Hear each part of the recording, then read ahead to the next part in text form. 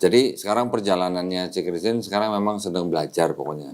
Sama sedang menghadapi teman-teman baik kalangan Islam maupun yang belum Islam. Iya. Ya.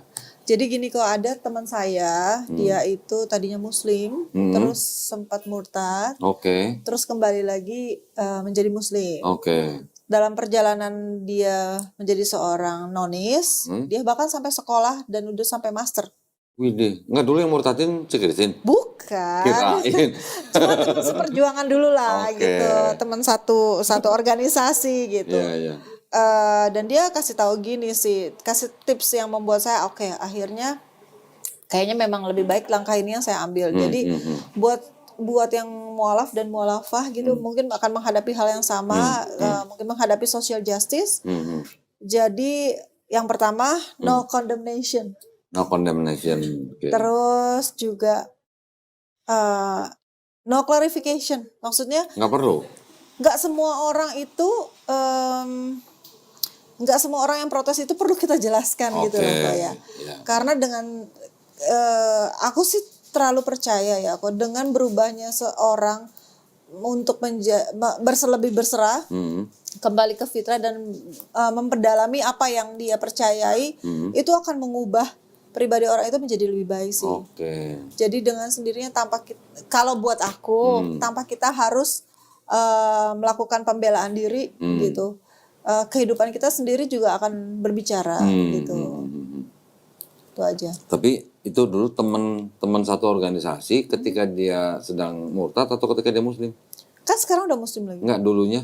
Dulunya. Pertama kenalnya? Oh, dulunya itu waktu dia satu organisasi kok sama aku. Dia kenal dianya murtad. Tuh ketika dia sedang murtad. Gitu. Nggak nanya dulu kenapa murtad gitu. Lupa. Dia aja kaget loh. Oh really, dia bilang gitu. Interesting, dia bilang gitu. Kita harus ketemu nih. Tapi udah cerita panjang lebar ya udahlah. Pokoknya cukup aja waktu itu cukup kita teleponan, dia juga ngerasa wow nggak nyangka ya gitu. Karena dia tahu sepak terjang aku kok dulu kok gimana gitu loh. Maksudnya kan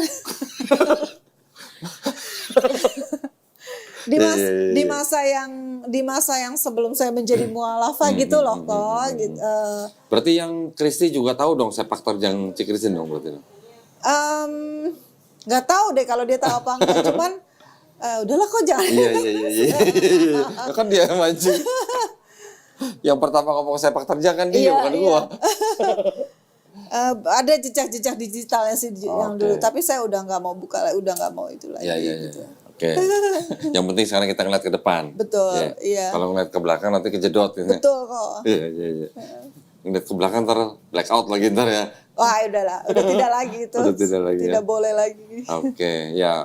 Mudah-mudahan kita semuanya nanti bisa ngejalanin yang di depan kita dengan jauh lebih baik lah gitu ya. Iya. Dan harus berkomunitas, bener banget. Itu dia. Bersyukur banget aku podcast di sini dikenalin dengan teman-teman. Kita nggak sendirian gitu. Penting karena yang namanya ganti komunitas itu penting. Betul. Bukan berarti kita terus harus bermusuhan dengan komunitas lama, bukan. Tapi kalau kita punya komunitas yang baru, yang jelas kita pasti imannya jauh lebih terjaga gitu. Iya. Kalau masih di sini terus ya, nanti diajakin ini kadang-kadang tergoda gitu kan. Buat teman-teman yang mualaf dan mualafah kok, walaupun tanpa di podcast atau datang ke sini, bisa nggak sih join? Sebenarnya bisa kalau untuk komunitasnya ya. Untuk komunitasnya maksud saya. Bisa. Oh, menghubungi siapa kok? Saya lagi jadi hostnya. Itu tuh Melisa tuh. Atau mau jadi ini public relation? Boleh juga. Kan gini, yang namanya mualaf itu kan memang harusnya punya komunitas yang artinya kita bisa saling komunikasi, ya kan? Ada kegiatan apa, kalau bisa kita undang juga mereka datang. Walaupun nggak bersyarat di sini nggak apa-apa. Betul. Yang penting tujuannya pada saat event itu kita bisa menguatkan iman kita gitu. Ya bersyukur banget, alhamdulillah. Iya, nah bedanya mungkin kalau ini ngomongin sebelah lagi sebentar aja. Iya, oke. Kalau yang dulu di sebelah itu kan pasti kan denominasinya kan beda-beda. Iya. Nggak mungkin gereja ini ngundang gereja ini kan nggak mungkin. Iya. Iya kan? Kalau ngundang bentar rebutan jemaat lagi ntar. Wah itu. Nah ya kan, jadi kan di Islam itu sebenarnya kita malah nggak mengenal yang namanya harokah seperti itu untuk kalangan mualaf. Mualaf ya mualaf, udah mau mau syahadat di mana tetap sama. Bahkan kalau mualaf ketemu mualaf itu kadang-kadang malah rasanya seperti saudara yang lama nggak ketemu walaupun kita nggak kenal. Saya juga pernah ngalamin yang begitu. Oh, Ada apa ya namanya kesamaan rasa gitulah. jadi beda ya, sangat beda ya. Maksudnya gini, dia mau memberikan zakatnya kemanapun, Iya, dipakai kemanapun, enggak, iya. iya. Bukan kepada sebuah institusi atau kepada sebuah lembaga atau ya lembaga tertentu gitu. Zakat itu bisa kemana-mana. Tinggal tergantung kita nyalurannya lewat mana. Pokoknya kalau udah yang disebut dengan ambil zakat ya udah dia yang beramanah untuk memberikan kemana-mana. Gitu. Jadi nggak rebutan jemaat. Enggak ada istilah Iya, rebutan jemaat, enggak ada. Islam ya Islam. Coba sekarang kalau lagi safar. Mau sholat di masjid mana aja kan? Emangnya lo perlu milih ini masjid apa, ini masjid Muhammadiyah, ini masjid NU. Emang mau milih begitu kan enggak? Iya. Pokoknya masjid udah masuk aja sholat di situ. Iya. Gitu. Kalau justru itu yang menjadi sebuah kenikmatan juga. Iya benar. Dulu waktu saya masih Kristen, kalau lagi touring naik motor, Iya. namanya Kristen taat nih ya ceritanya. Touring misalnya pergi hari Sabtu, pas hari Minggu pagi, karena lagi di luar kota, kan nggak bisa ke gereja yang biasa kita samperin. Iya. Sampai pernah saya nyari gereja di kota yang tempat kita touring. Begitu datang, ya beda. Begitu datang, ya beda. Nggak ada yang gereja yang biasa kita datengin gitu. Kan masalah juga berarti. Iya. Nah, belum lagi nanti jam kebaktiannya. Berarti enak banget ya setelah kita menjadi muslim itu justru kita merdeka ya kok. Iya. Dibebaskan untuk benar-benar bisa, saya pakai terminologi yang dulu boleh, bersekutu dengan Tuhan kita. Gitu. Dengan lebih bebas. Oke, masih masuk. Masih boleh. Ya artinya kan kalau di Islam kan kita kan mau beribadah itu tempat itu bukan jadi halangan. Iya. Tahu yang namanya masjid itu artinya apa? Tempat ibadah? Bukan. Tempat sujud sebenarnya. Oh, tempat sujud. Jadi mau sujud dimanapun boleh. Asal berkiblat. Ya. Asal ada ketentuannya kiblat gitu. Jadi masjid itu bisa berarti bangunan untuk sholat, tapi masjid artinya itu sebenarnya di seluruh bumi itu bisa jadi masjid. Pokoknya asal kita bisa sujud aja. Tempat yang baik ya. Iya. Gitu. Ngomong apalagi Pernah lihat apa video atau film atau foto orang bisa sholat di mana aja bahkan sampai di atas mobil taksi? Belum kok. Pernah? Ya kan Anda begitu? Anda. Iya. Tadi mau nanya apa tadi? Enggak, nanti ini bisa dikategorikan ya. Ngomong apa lagi yang seru gitu loh. Ya udah apa dong? Mau ngomongin gereja nggak berani lagi. Masalah teman kan tadi udah, masalah kantor udah, orang tua udah. Sebenarnya yang seru ngomongin gereja. Takut nanti diprotes sih kok. Enggak, maksudnya ngomong ini bukan ngomong yang sampai dalam-dalamnya. Apa nih, mau ngomong apa? Dulu pengalaman waktu penginjilan gimana? Itu yang paling pengen didengar orang tuh itu sebenarnya. Oke. Aku tuh kan sebenarnya bukannya penginjil misionaris gitu ya. Evangelis. Bukan evangelis ya. Jadi lebih ke dulu tugas aku itu kan kemarin aku cerita udah dari Asir sampai guru sekolah minggu, terus youth pastor, terus ke kepala bidang profetik yang membawahi tim pujian dan tim pujian penyembahan dan pendoa gitu. Terus udah nggak ada lagi sampai di terakhir itu ya kabid dan co-pastor, wakil gembala gitu kan. Nah, kalau untuk masalah penginjilan itu bukan kita yang terjun langsung. Cuman di dalam prosesnya itu saya beberapa kali, bahkan saya pernah cerita nggak ya kemarin saya bahkan ke Aceh kok. Oh belum. Nah ini boleh nih. Coba pendeta ke Aceh ngapain, pengen denger nih. Nah ini. Iya. Jadi kan di Aceh juga ada gereja ya waktu itu. Jadi kita kunjungan ke sana. Ke kota gitu. Banda Aceh atau ke tempat daerah? Ke Acehnya. Banda Acehnya? Ke Banda Acehnya. Terus? Gitu loh. Ke gereja di sana sih. Jadi sebenarnya seperti istilahnya pertukaran mimbar gitu loh. Oke. Waktu di sana turun dari pesawat pakai hijab nggak? Enggak kok. Oh enggak ya. wah itu diliatin orang banget. Iya. Aneh sendiri saya. Terus? Ya udah, tapi lebih kayak berkunjung ke gereja aja di situ gitu. Terus karena pendoa ya, jadi berdoa di menara doanya di Aceh sana gitu. Terus nggak ke pedalamannya. Enggak. Nah, pernah juga pelayanan ke orang miskin sih lebih sering. Di mana? Di Jakarta pernah. Terus di Surabaya juga. Kalau ke Batam itu lebih kayak ke KKR sih. KKR Batam. Iya, KKR. Ikut penyembuhan berarti? Sebenarnya lebih kepada kebaktian kebangunan rohani itu nggak selalu kesembuhan, maksudnya secara fisik, tapi juga sering mendoakan lah. Termasuk di salah satunya kayak pelepasan gitu loh kok. Oke. Kan karena worship leader nih. Aku bukan worship leader, kagak bisa nyanyi. Terus? Apa ya bilangnya ya? Khotbah, berarti khotbah. Iya saya khotbah, dengan jadwal tertentu. Saya juga bertugas untuk mengatur jadwal orang-orang yang berkhotbah di gereja.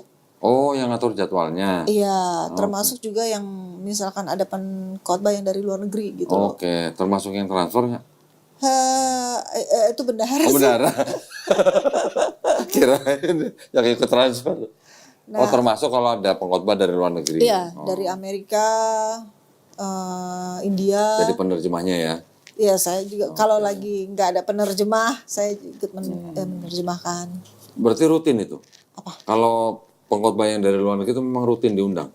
Iya, kan kita kadang suka berafiliasi juga kok. Oke. Iya. Itu kalau pengkhotbah dari luar negeri datang, biasanya di gedung, bukan di gereja yang biasanya, di gedung ya biasanya. Jadi, sebagai penjadwal ya, ada tim hospitality. Terus make sure jadwalnya dia itu full.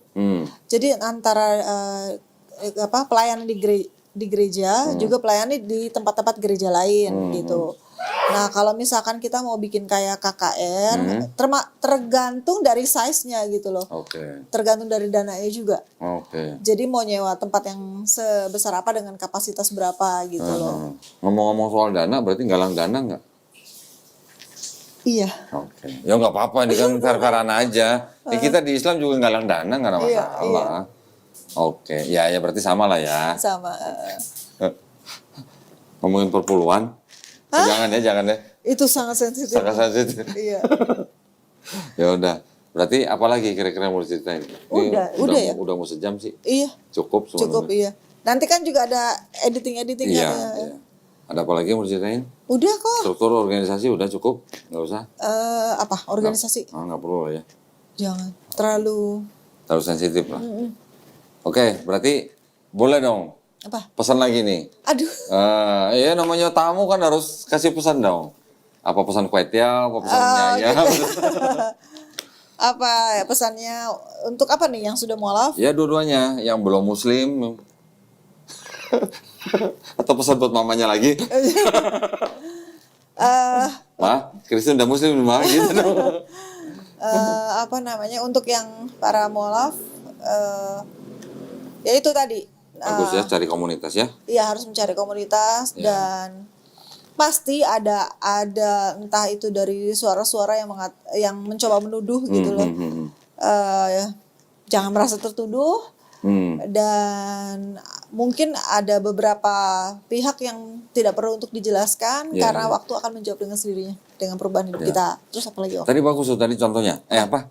Kalimatnya tadi apa? No clarification. No condemnation. No condemnation, no clarification. Condemnation sama no clarification. Udah dua itu ya. Iya, jadi nggak usah ada merasa tertuduh karena kan biasanya nih kok ketika misalkan kehidupan tidak berjalan dengan seperti yang kita harapkan, suka ada tuduhan mungkin dari social justice yang bilang katanya, itulah sebabnya maka kenapa kamu berkhianat atau kenapa kamu berpindah gitu kan buat mereka yang belum mengerti. Gara-gara masuk Islam jadi miskin gitu ya? Iya, ada gitu ya? Ada mungkin yang kayak gitu.